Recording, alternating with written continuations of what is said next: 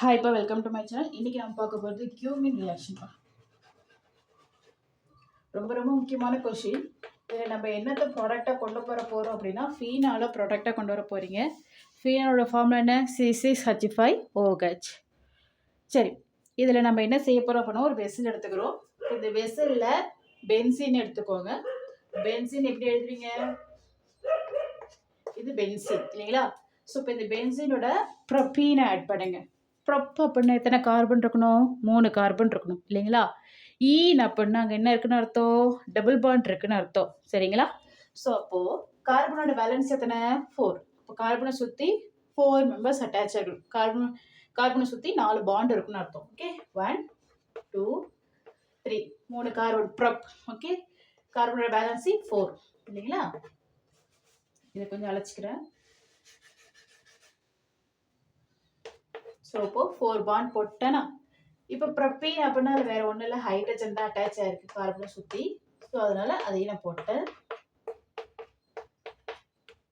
நான் ப்ரொப்பீன் அப்படின்னு சொல்கிறேன். அப்போ ஈன்னா என்ன அர்த்தம்? இங்கே டபுள் பாண்ட் இருக்கணும் இல்லைங்களா? ஸோ அப்போது இங்கே டபுள் பாண்ட் போடுவோம்னு வச்சுப்போம். இங்கே டபுள் பாண்ட் போடுங்க. இப்போ கார்பனை சுற்றி எத்தனை பேர் தான் இருக்கணும்? 4 பாண்டு தான் இருக்கணும் இல்லைங்களா? இங்கே பாருங்கள் 5 பாண்ட் இருக்குது. ஸோ அப்போது இதை ரிமூவ் பண்ணி விட்டுடுங்க.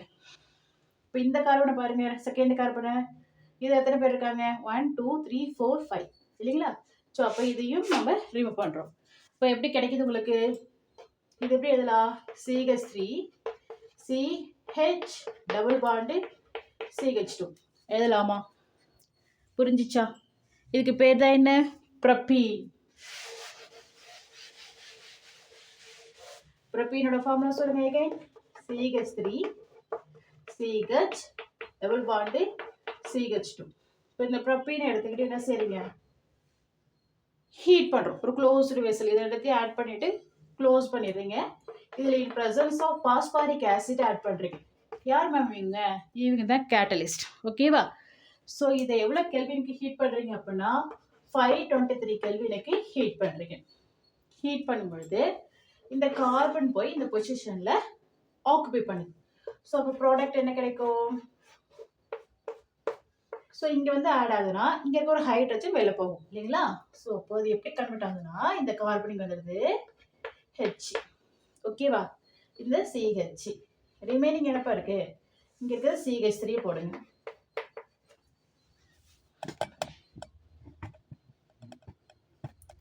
CH3 இங்கே இருக்க CH3 இங்கே போட்டேன்ப்பா. ரிமைனிங் இருக்கிறது இங்கே CH2. சரி, போட்டாச்சு. இங்கே ஒரு ஹைட்ரஜன் வெளில போய் தானே இந்த கார்பன் வந்து ஆட் ஆச்சு.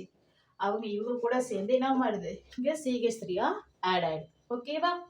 புரிஞ்சிச்சா? அப்போ டபுள் பாண்ட் என்னவா மாறிடுச்சுங்க? சிங்கிள் பாண்டாக கன்வெர்ட் ஆகிடுது. புரியுதா?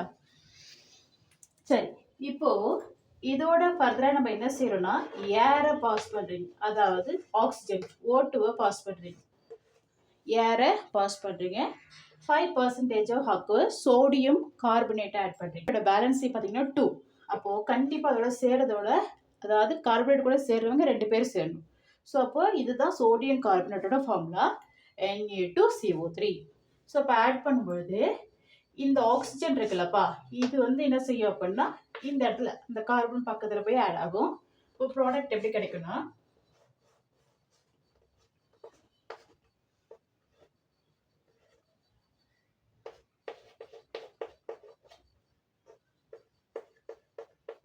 புரியுதாப்பா? இந்த ரெண்டுத்துக்கு இடையில ஆட் ஆகும். 2 ஆக்சிஜன் இருக்கா?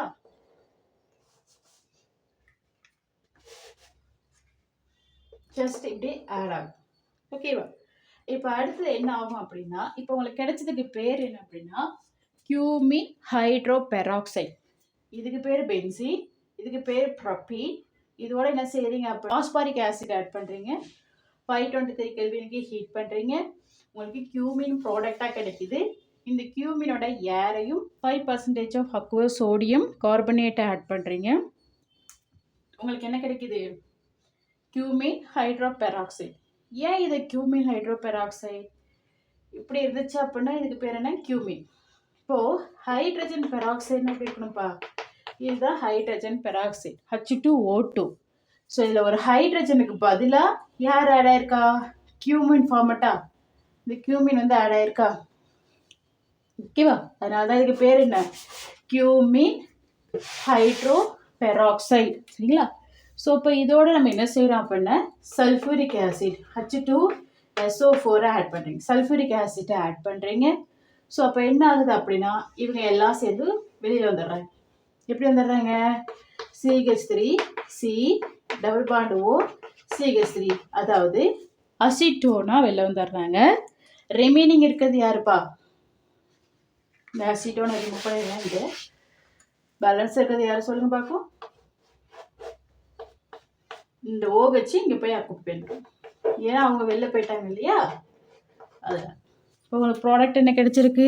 ஃபீனால். புரிஞ்சிச்சாப்பா? தேங்க்யூ. நெக்ஸ்ட் வீடியோவில் பார்க்கலாம்.